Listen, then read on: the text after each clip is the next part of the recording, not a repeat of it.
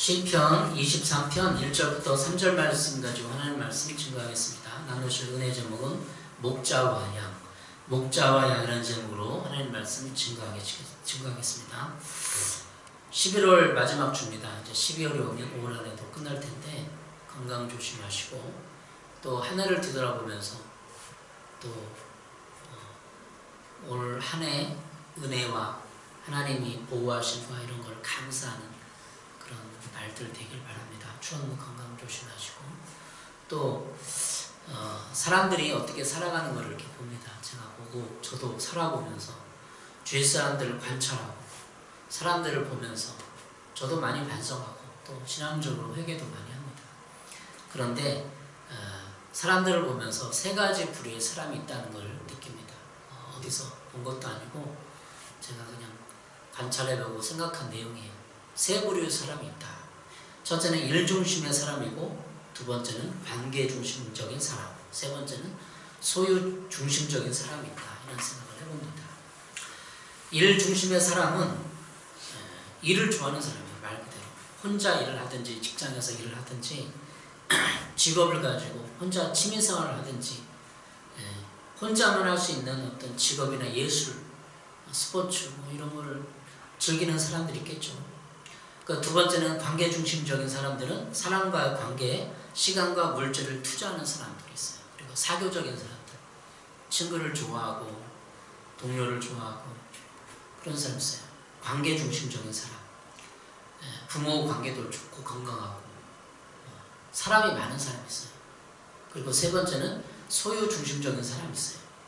집과 자동차를 가지기 위해서 좋은 차를 소유해서 열심히 돈을 벌고 또 아파트 한 채를 마련하기 위해서 소유, 목숨 거는 사람이 있어요. 소유는 꼭 집과 자동차에 국한된 게 아니라 취미로 모으는 것을 좋아하는 사람, 또 로봇을 좋아하는 사람. 저도 어렸을 때 로봇 태권브이 TV에서 봤어요. 근데 그냥 보기만 했지 로봇을 가져본 적이 없어요. 근데 우리 아이는 로봇도 많이 가져봤죠. 또 우리 아이가 총을 좋아해서 한때 총을 좋아하고 제가 본 건 한 10개 정도는 가져본 것 같아요. 이런저런 다양하게. 그 소총도 사주고 M56도 사주고 K2, K1 이런 것도 하고 권총도 사주고 집에 지금 가면 또 남아있는 총도 꽤 있어요. 이렇게 저는 어렸을 때 소유를 가져본 적이 없어요. 장난감 사는 것도 아니고 우리 세대는 다 그랬잖아요. 우리 세대 보면 60세 이상의 세대는 장난감이 없지만 어쨌든 각 시대마다 어렸을 때 뭐 청년 때 이렇게 된다 소유를 집착하는 사람이 있다는 거죠. 살펴보니까 그래요. 저는 그럼 어떤 사람이었나? 과거에 어렸을 때 청년기 때 저는 일 중심의 사람이었어요. 그렇다고 일을 막 노가대하고 뭐 어떤 일 힘든 일하고 그런 게 아니라 혼자 사색하고 명상하고 세상을 바라보는 그래서 통찰력을 갖는 사람이었어요. 혼자 있기를 좋아하고 책을 보고 선비처럼 늘 책을 보면서 세상의 그 사상과 학문을 터득하려고 노력하고 옛날에 80년대 전두환 정권 또 대우 정권 있을 때 막 세상을 아파하고 누가 세상을 위해서 아파하고 고민하라고 그랬어요. 근데 고등학교 때 세상에 대해서 너무 근심도 하고 고민도 하고 그랬어요. 뒤돌아보니까 저는 시를 쓰고 고등학교 때 소설도 썼어요. 제가. 소설 써보려고 고등학교 때 소설 작법이라는 책도 읽었어요. 시 창작 입문도 그런 책도 봤어요. 그래서 시를 제가 칭찬해 준 사람처럼 시를 잘 써.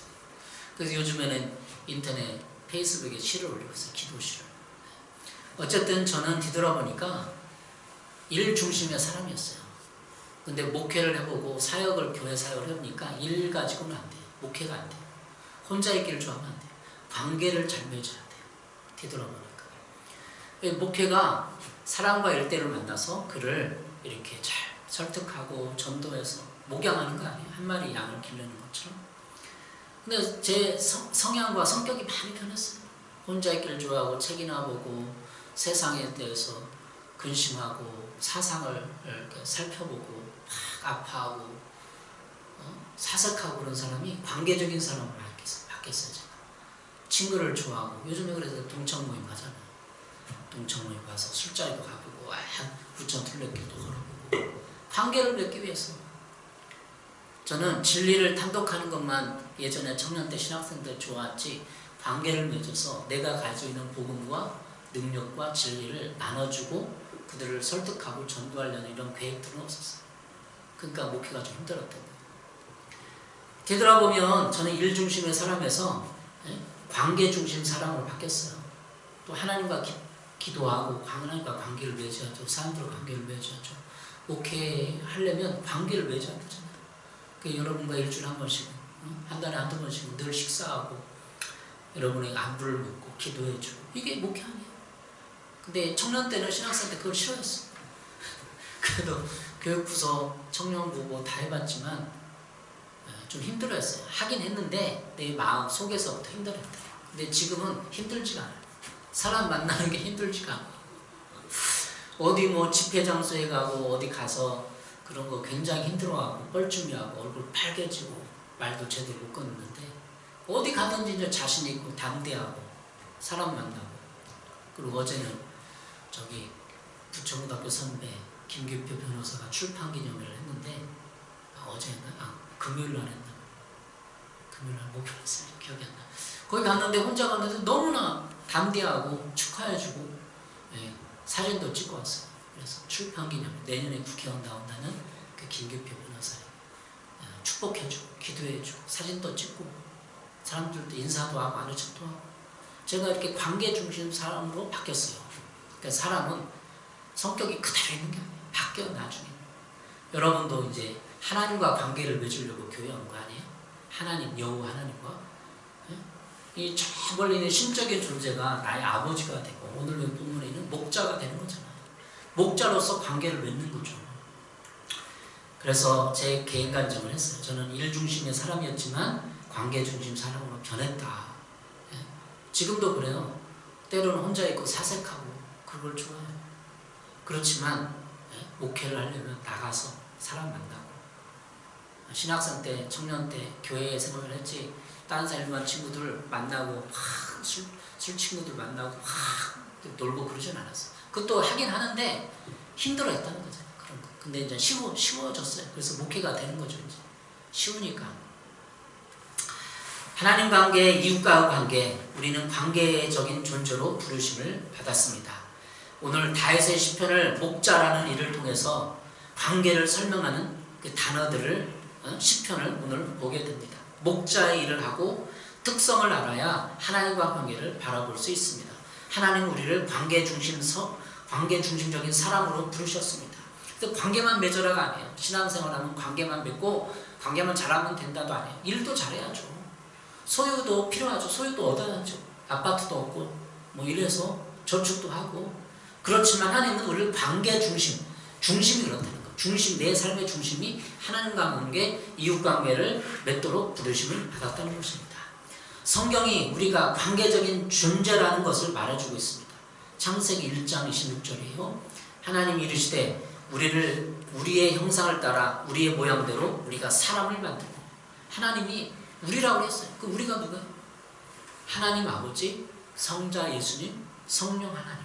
그러니까 하나님이 만들 때 그냥 독자적으로 하나님 혼자 딱 만들지 않았어요. 성자 예수님과 의견을 하고, 성령 하나님께 의견을 묻고 질문하고, 이렇게 공동체로 세상을 창조했다고 창세기 1장 26절에 말하고 있어요. 요한일서 1장 3절에 보면 우리가 보고 들은 바를 너에게도 전하면 너희로 우리와 사귐이 있게 하려 함이니 우리의 사귐은 아버지와 그 아들 예수 그리스도와 더불어 누림이라. 그래서 사귐이 나와요. 그 우리의 사귐, 성도들 간의 사귐은 하나님과 아버지와 그의 아들 예수 그리스도의 더불어 누림이라. 아버지와 예수님 사이의 그 관계로 우리가 관계를 들어가는 거예요. 하나님 아버지와 예수님의 아들 예수님의 그 관계 사이로 우리가 그 관계를 증진시키고 들어가서 관계를 확장시키는 거예요. 그래서 우리라는 공동체가 생기는 거예요. 세상은 혼자 살 수가 없어요. 저도 결혼해봤지만 아내와 살고 아이와 사는 거예요. 그 관계를 맺죠. 아이와 관계, 아내와 관계. 하나님도 똑같다는 거예요. 공동체 안으로 우리를 초대하는 거예요. 성부, 성자, 성령 하나님의 관계 속으로 우리를 초대하는 거예요. 하나님은 우리를 사랑하십니다. 그런데 하나님이 사랑이라는 것은 목자처럼 사랑하신다는 것을 말하는 거예요. 그러니까 목자와 관계 속에서 우리를 사랑하는 거예요. 목자의 가장 큰 특징은 돌봄, 보호, 인도, 함께 있음, 필요를 알고 채워주는 것, 이런 것입니다. 그러한 내용이 오늘 시편 23편에 나와 있습니다. 시편 23편을 통해 하나님과 우리의 문제를, 관계를 더욱 잘 알고 그 관계를 이해하며 목자 대신 하나님을 만나는 체험을 하시길 여러분 바랍니다. 목자와 양의 관계를, 특징을 알아야 합니다. 우리의 관계 속에서 하나님이 초대한 목자와 양의 관계를 잘 이해하고 우리가 양처럼 또 목자의 그 관계를 잘 맺고 보호를 받으려면 특성을 알아야 돼요. 다윗은 양을 치면서 자신이 하나님의 목자라는 것을 깨달은 것입니다. 하나님의 목자라는 것. 양은 시력이 약해요. 근실해요. 3m밖에 볼 수 없습니다. 양은 시력이 3m밖에 못 본다는 거예요. 양은 그날의 날씨와도 많은 관계가 있고 또 목자가 항상 보호해줘야 합니다. 다윗은 양을 돌보면서 자신의 목자로서의 역할이 하나님이 자신을 그렇게 보호하고 돌보고 있음을 깨닫게 됩니다. 이 시편은 다윗의 말년에 지은 시라고 합니다. 그러니까 목동시절에 지은 게 아니에요. 말년에 이 시편 23편을 다윗이 졌다고 해요. 목동 시절부터 익혀온 목자로서의 하나님 개념이 이미지와 그 이미지가 다윗의 전 인생에 걸쳐 고백하는 것이 시편 23편입니다. 히브리 말로 목자를 로이라고 합니다. 로이. 이 로이라는 뜻은, 목자라는 뜻은 길러주시는 분, 먹여주시는 분, 지키고 보호해주는 분이라는 뜻입니다. 목자는 연약한 양을 맹수로부터, 힘든 환경부터 지키고 보호해줍니다. 양의 안전은 전적으로 목자에게 달려있습니다. 그러니까 맹수, 뭐 일이나 늑대나 뭐 사자가 달려와서 양을 훔쳐가고 물어 뜯으려고 하면, 먹으려고 하면 지켜야 되는 거죠. 목자가 막대기로 지키고.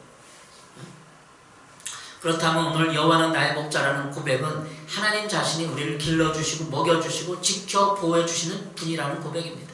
다윗은 하나님을 우리의 목자라고 하지 않고 나의 목자라고 불렀습니다. 나의 목자. 다윗은 하나님을 직접 체험하고 아는 것입니다. 단지 지적으로 듣고 배운 것이 아니라 삶의 여정에서 삶을 살아보면서 만난 하나님을 체험한 것입니다. 우리에게도 이처럼 생생한 하나님 체험과 신앙과 고백이 있어야 합니다. 여러분에게도 주님을 나의 목자라고 부를 수 있는 신앙의 체험과 경험이 있으시길, 그런 경험을 하시기 바랍니다. 하나님과의 만남은 하나님이 저 높은 곳에 계신 것이 아니라 지금도 애통하고 두려워하고 그리고 내 삶의 모든 영역에서 나의 작은 신음도 듣고 돕고 있다는 것을 경험하는 것입니다. 우리가 하나님을 생각하고 의식하고 기도하면, 집중하면 만날 수 있습니다. 목회자만 하나님과 관계를 맺어서는 안 됩니다. 여러분 모두가 하나님 앞에 양이기에 하나님이 친히 돌보고 있습니다. 각 사람 모두에게 말씀해 주십니다. 누구나 하나님을 만날 수 있습니다. 누구나 하나님과 가까워질 수 있습니다. 하나님은 구하고 찾고 두드리는 자를 만나 주십니다. 하나님은 목자가 양을 알듯 우리 각자를 다 아십니다. 여러분의 사정도 아십니다. 양은 언제나 양 무리 가운데 있지만 모든 양과 목자 관계는 개인적으로 친밀한 나의 목자의 관계입니다. 모든 상황 가운데서도 하나님을 나의 목자로 고백할 수 있는 행복한 성도가 되기를 바랍니다. 그렇다면 하나님이 나의 목자가 되심이 왜 그리 중요합니까? 우리는 양을 생각하면 아름다운 경관의 푸른 풀밭에서 우아하게 풀을 뜯는 양을 생각합니다. 마치 대관령의 큰 풀밭에서 양을 뜯는 것을 생각하죠. 그런데 이스라엘과 중동의 지방은, 그 지방의 양은 전혀 다릅니다. 중동 지방에서 양이 온순하고 차분하고 귀여운 양의 개념이 아닙니다. 이스라엘에서 키우는 양의 이미지는 되게 고집불통이고 지독한 근시, 시력이 없고 무방비 상태에 노출된 유일한 가축입니다. 그러니까 하나님이 인간에게 이 양이라는 동물, 가축을 사용해서 그 관계를 설명해 주는데 그 양이 유일하다는 거예요. 그렇게 약하고 연약하고 고집불통이고, 무엇보다 양은 고집불통, 양이 고집이 센 동물이라고 합니다. 마음이 뒤틀려서 앞발을 탁 버티고 서 있으면 끌고 가기 어려운 동물입니다. 성경도 이것을 기록하고 있습니다. 이사야 53장 6절 우리는 다 양 같아서 그릇 행하여 각기 제 길로 갔거늘 여호와께서는 우리 모두의 죄악을 그에게 담당시키셨도다. 다 제 갈 길로 갔거늘 그냥 목자가 놔두면 그냥 제 길로 뿔뿔이 터진다는 거예요. 이렇게 막대기로 이렇게 인도해도 안 듣는다는 거죠. 그런 고집센 양이 많다는 거예요. 고집스럽고 불순종한 이스라엘 백성들을 가리켜서 양 같다고 말씀하셨습니다. 양 같다는 말은 좋은 말이 아닙니다. 저도 지금 이 책을 좀 목자와 책을 보고 있는데 옛날에는 좀 모순하고 순한 동물로 이렇게 생각했거든요. 근데 그게 아니었어요. 되게 고집세고 말 안 듣고 그렇다는 거예요. 시력도 약한데 자기 마음대로 하고 고집스럽고 불순종하고 부드럽게 주님을 따르지 못하는 이 양의 모습이 인간의 모습과 같다는 거예요. 우리의 모습, 나의 모습과 같다는 거예요. 양은 3m밖에 보지 못하는 양이 많고 시야도 좁고 시력도 나쁘고 양의 행동은 어리석을 수밖에 없습니다. 왜? 시야가 좁고 시력이 약하니까. 바로 코앞의 것만 보기 때문입니다. 양은 그저 앞에 양이 꼬리만 보고 가다가 양떼가 전부 절벽에서 떨어져 죽기도 합니다. 목자가 키우는 양은 야생 사냥과 달리 맹수가 달려오거나 어떤 위험이 다가와도 빨리 알아채지 못하고 풀만 뜯는다고 합니다. 다른 동물도 보세요. 토끼고 뭐고 근데 금방 간잖아요. 귀가 커갖고 탁 해서 그냥 냄새도 막 후각도 강아지도 커갖고 금방 후각 귀가 발달하고 팍 도망가잖아요. 살잖아요. 양은 못 도망가는데 알아서도 못 도망가. 다리가 짧아. 책을 보는데 양이 왜 이렇게 약한가를 생각을 하고 책을 보니까 양은 다리가 되게 작잖아요. 몸집에 비해서 되게 작대요. 작고 그래서 엉금 이렇게 막 가는데도 많이 못 가는 거예요. 그리고 다리가 작기 때문에 뒤집어져요. 이렇게 뒤집어지면 못 일어난대요. 누가 이렇게 세워야 된대요. 그래서 이렇게 뒤집어지면 한 2-3시간 거동되어 그냥 죽는데요. 왜 죽냐? 이 위에 가스가 쳐갖고 곰방 독이 몸에 퍼져서 죽는데. 그러니까 우리 인간의 실존 신앙생활하다가 넘어졌어요. 뒤집어졌어요. 그냥 목자가 가서 이렇게 끌어오지 않으면 이게 다시 이렇게 하지 않는 이상 혼자 죽는다는 거예요. 이게 인간을 말하는 거예요. 하나님이 양을 진짜 기가 막히게 잘 만든 거예요. 그걸 설명해 주려고 만들었는지. 그러니까 누가 옆에서 이렇게 세워주지 않으면 죽는 거예요. 양 뒤집혀지면. 근데 이렇게 이렇게 다리가 작기 때문에 이렇게 누워 자거나 뭐 이렇게 좀 자다가 균형 콤방이 넘어진대요. 그래서 이름만 한 마리를 찾아서 헤매는 양은 뭐냐면 잃어버렸는데 죽는다고 해서 뒤집혀갖고 균형을 잃어가지고 이름만 하나를 찾아 헤매야 된다는 목자가 몰랐어요. 책을 보면서 알았어요. 그러니까 뒤집힌 양은 목자가 이렇게 좀 죽는다. 시험 든 양은 죽어요. 예, 이렇게 양을 통해서 하나님과 관계, 우리 인간의 삶을 얘기해 주는 겁니다. 여러분 뒤집히지 않아요. 뒤집히면 수많은 심리상해가 아니라 자살하고 말잖아요. 사업에 부도나고 인간과 깨지고 그러면 막 자살하잖아요. 그러니까 뭐 자살하는 게 왜 못 일어나는 거야? 누가 이렇게 전화해갖고 자살하지 마세요. 인간의 설마 가치가 있어도 얘기만 들어줘도 자살을 안 하는데 그걸 말하는 것 같아요. 또 양은 공격할 무기가 없습니다. 자신을 스스로 지키고 방어할 무기가 없습니다. 예리한 발톱도 날카로운 이빨도 없습니다. 야생 염소처럼 빨리 달려가서 뿔이 날카롭고 뾰족해서 맹수를 위협하고 막아낼 힘도 없습니다. 무기가 없는 거죠. 이렇게 양은 상처받기 쉽고 공격받기 쉽습니다. 양에 대해서 왜 자세히 하느냐? 나 자신을 발견하는 거. 나는 이렇게 힘이 없구나. 인간을 보라는 거죠. 이렇게 많은 양은 꼭 보호가 필요한 동물입니다. 양은 돌봄과 보호가 필요한 존재입니다. 결국 양은 목자 없이는 살 수 없습니다. 양의 행복은 목자에게 달려있습니다. 목자 없이 양은 행복할 수 없고 살 수 없습니다. 양이 잘 살려면 먹여주고 지키고 보호해주고 인도해주는 목자가 필요합니다. 목자가 이렇게 지키고 있다가 빨리 이렇게 뒤집힌 양을 해주고. 예수님이 이 땅에 오신 이유는 바로 모든 사람을 목자이신 하나님께 인도하기 위해서 오셨습니다. 예수님은 하나님을 우리 인생의 참 목자로 소개하기 위해 이 땅에 오셨습니다. 예수님은 이 말씀을 요한복음 10장 16절에 하고 있습니다. 요한복음 10장 16절. 또 이 우리에 들지 아니한 다른 양들이 내게 있어 내가 인도하여야 할 터이니 그들도 내 음성을 듣고 한 무리가 되어 한 목자에게 있으리라. 세 번의 성이 이렇게 말하고 있어요. 나에게는 이 우리에 속하지 않은 다른 양들이 있다. 나는 그 양들도 이끌어 와야 한다. 여기 우리 하늘숲교회 우리에 속하지 않은 다른 양들이 저 밖에 있어요. 여기 가게도 있고 시간이 걸릴 뿐이죠. 그 양들도 이리로 끌어와야 한다. 그들도 내 목소리를 들을 것이며 한 목자 아래에서 한 무리 양떼가 될 것이다. 요한복음 10장 16절. 여러분 어떠세요? 오늘 시편 24편 1, 3절. 여호와는 나의 목자시니 이제 나의 목자라고 내게 부족함이 없으리로다. 그가 나를 푸른 풀밭에 누이시며 쉴만한 물가로 인도하시는도다. 내 영혼을 소생시키시고 자기 이름을 위하여 의의 길로 인도하시는도다. 오늘 1절 3절 보는 거죠. 1절 3절 사이에 하나님이 인도하신다고 합니다. 여러분 올 한 해 동안 하나님이 여러분을 어디로 인도하셨나요? 푸른 초장, 쉴만한 물가. 양이 풀을 뜯어 먹는 거죠. 물가로 가야 물을 먹어야 살 수 있는 거예요. 인도라는 단어가 오늘 1, 3절에 두 번 나오고 있습니다. 하나님은 우리를 푸른 풀밭의 물가로 인도하십니다. 양들의 복제를 위해서 인도하십니다. 양이 배가 고파서 죽어가는 것을 보고만 있지 않습니다. 우리 인생 가운데 하나님이 먹이시고 입히십니다. 여러분 걱정하지 마십시오. 오로지 참목자 되신 하나님께 고백하고 도움을 요청하면 하나님은 하나님의 영광을 위해서 우리를 인도하십니다.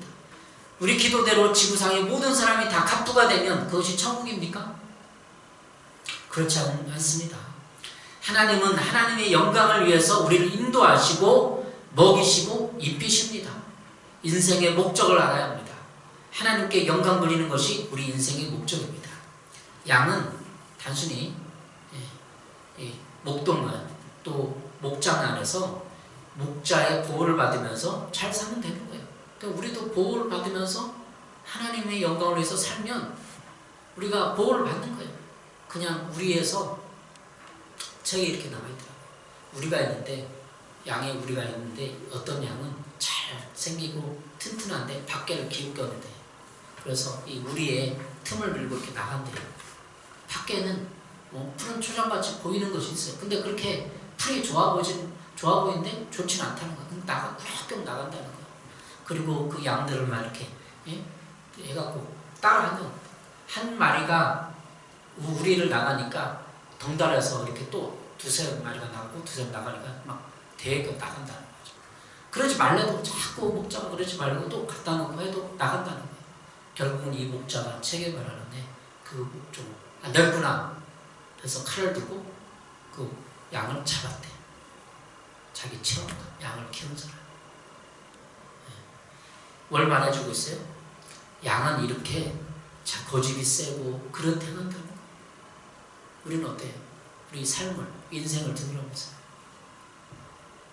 제가 일 중심의 사람이었어요. 청년 때는 중고등학교 때 어렸을 때 혼자 있기를 좋아하고 그렇게 사니까 세상에 잡아먹히는 거예요. 친구를 만나서 인생을 하고 삶을 나누고 그래야 되는데 열매가 없는 거죠. 마귀에게 잡아먹히는 거죠. 관계를 맺어야 되는데 우리가 소유와 일로 인생을 허비하면 아파트 한 채 목숨 걸고 돈 열심히 벌고 교회도 안 나가고 다른 거 하고 돈을 모아서 아파트 한 채를 사야 된다. 그러면 인생을 관계 맺지 않고 소유로 팍 넘기는 거예요. 일이 꼭 직장 가서 돈 그게 아니에요. 저도 취미생활 많이 봤지만 저도 장기도 좋아하고 뭐 좋아하는 거 많아요. 저도 게임 하라면 할 수 있어요. 안 하는 것 뿐이에요. 우리가 알겠지만 좋아하는 거 신경 쓸 거 많아요. 근데 관계 맺지 않고 그걸 하는 건 그 일이 우상이 됩니다. 하나님은 그것을 우상으로 간주합니다. 우리가 소유와 일로 인생을 허비하면 하나님 그것을 우상으로 간주합니다. 우리를 뛰쳐나가서 교회를 안 나오고 더 영업하고 더 잘 살아보려고 반버둥 치는 것이 하나님은 우리를 나간 양을 잡듯이 잡는다는 거예요. 우리가 하나님과 관계, 목자와 양 관계를 잘 알고 목자 되시는 하나님을 따르고 보호를 받으며 우리가 행복하게 살아가길 바랍니다. 우리 소유가 뭐예요? 아파트, 자동차, 스마트폰을 하면서 늘 시간을 보내는데, 예? 좋은 면도 있죠. 그러나 안 좋은 시간을 뺏기니까. 예? 그게 목자가 되어서는 안 돼요. 아파트가 목자가 되어 스마트폰이 목자가 되어서는 안 되고, 그 목자가 되어서 우리를 이끌면 안 돼요. 우리의 일, 돈과 직업이 우리를 행복하게 할 수 없습니다. 이 모든 것들을 갈증밖에 줄 수 없습니다. 인생의 일로, 소유로 행복하게 할 수 없어요. 관계로 행복하게 하는 게. 우리 희수에게도 예전에 많이 훈계했는데, 엄마의 관계, 아빠의 관계가 하나님 관계와 연결되어 있고 그걸 행복하게 하는 거다. 너무 소유에 집착하려고 어린애는 다 그러잖아요. 가지고 싶고. 저도 초등학교 때 자전거를 그렇게 타고 싶었어요. 자전거가 없었어요. 형님이 탄 사이클 자전거 중학교, 고등학교 막 타면서 제 건 아니었어요. 근데 자전거는 그렇게 갖고 싶었어. 근데 내 거는 없어. 근데 초등학교 뒤돌아보면 저는 소유에 관심 갖고는 싶었지만 그렇게 막 소유에 대해서 막 집착하고 갖고 싶다 막 그런 적은 없어요. 없으면 그만 그냥. 여러분 혹시 어떠세요? 여러분 성장기 때 지금도 차 하나를 갖고 싶어요. 저도 지금 교회 사역을 하기 위해서 차가 필요합니다. 기도는 하고 있어요. 근데 차 없어도 그냥 살아. 그렇죠. 차 없어도 살죠. 그렇게 막 차 없으니까 스트레스 받고 막 상처받고 그러지도 않아요. 소유에 관심 없으면 저는 사색하고 책을 읽고 혼자 있는 걸 좋아하고 그런 거 하기 때문에 내 성향이 그렇기 때문에 관계 없어도 좋아요. 친구 중학교 고등학교 때 한 두세 사람 친하면 그냥 땡이었어. 내 반이랑 다 같이 놀려고 하지도 않았고 관계에 대해서 그렇게 하면 목소리를 걸지도 않았어요. 근데 목표를 해보니까 관계에 목숨 걸어야 돼. 하나님과 관계, 이웃과 관계. 여러분 이 소유와 일로 여러분을 행복하게 할 수 없습니다. 관계도 행복할 수가 할 수 없어요. 하나님 관계, 목자와 양의 관계를 설정을 올바로 됐을 때 모든 것을 만족할 수 있는 인생의 갈증의 문제를 해결할 수 있습니다. 인생의 갈증, 목마름을 해결하는 길은 목자 되신 하나님의 목자 되심을 받아들이고 의지하고 신앙생활하는 것입니다. 여러분에게 목자 되신 하나님의 인도와 매 순간 보호가 있기를 바랍니다. 기도하겠습니다.